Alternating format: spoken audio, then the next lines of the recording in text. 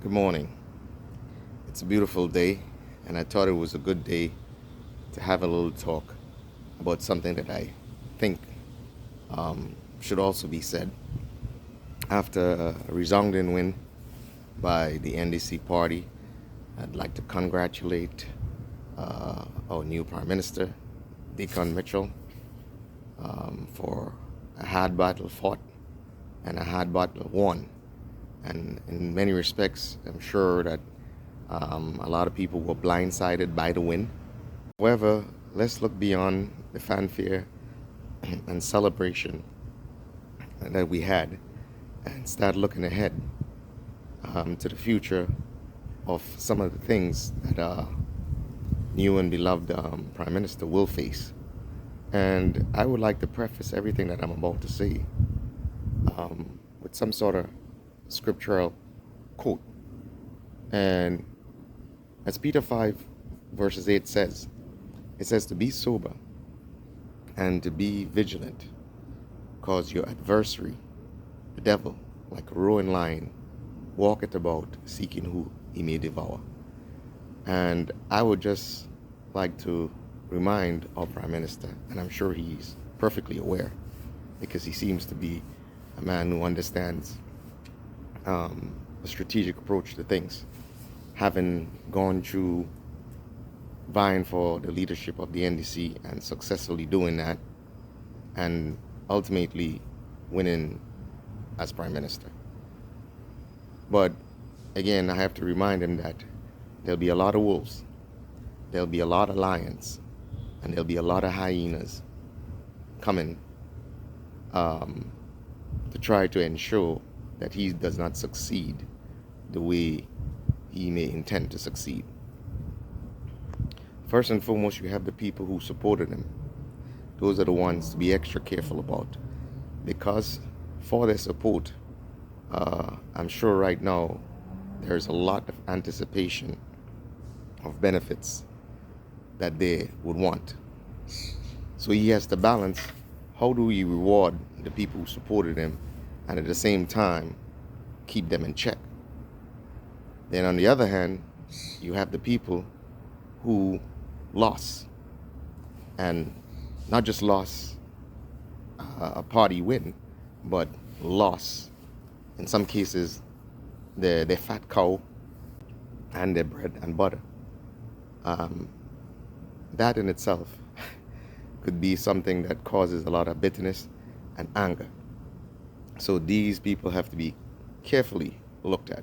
You have to understand that there are some people who only love their country and are patriotic when they are in power. As soon as they lose that power, then we see the true colors come out, and their love of country and their patriotism immediately evaporates. More importantly, I would like to remind our Prime Minister that he is in the big leagues now. The intra-party challenges he had to secure the leadership of NDC and the campaign fight he had to secure becoming Prime Minister will be nothing compared to what he will face as Prime Minister. You have the people domestically who have issues, who have broken hearts, who would be vengeful, will be coming after him. And then you have internationally, where you have some of the most dangerous people on the planet who would try to take advantage, in some respects, of his political youth. I, however, believe, based on his achievement thus far, I do believe that he would be able to deal with a lot of those challenges, provided that he has people around him and he surrounds himself with people who has his back and who themselves are wise counselors. It is imperative, and it cannot be overstated, that Prime Minister Dickon Mitchell has to, at all costs, try to avoid the mistakes that our former Prime Minister Mr. Tillman Thomas made. And indeed, he had ran on a platform of honesty and transparency. But unfortunately, when Prime Minister Tillman Thomas took the reins of leadership in Grenada, he continued to overemphasize his transparency and his honesty, and in some respect gave the impression that the Prime Minister or leader of Grenada should be some sort of pundit.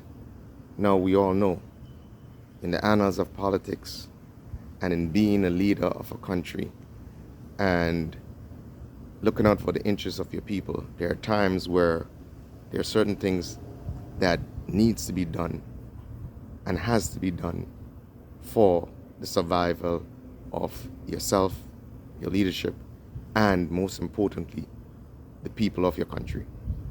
So one cannot always travel the entirely straight and narrow road.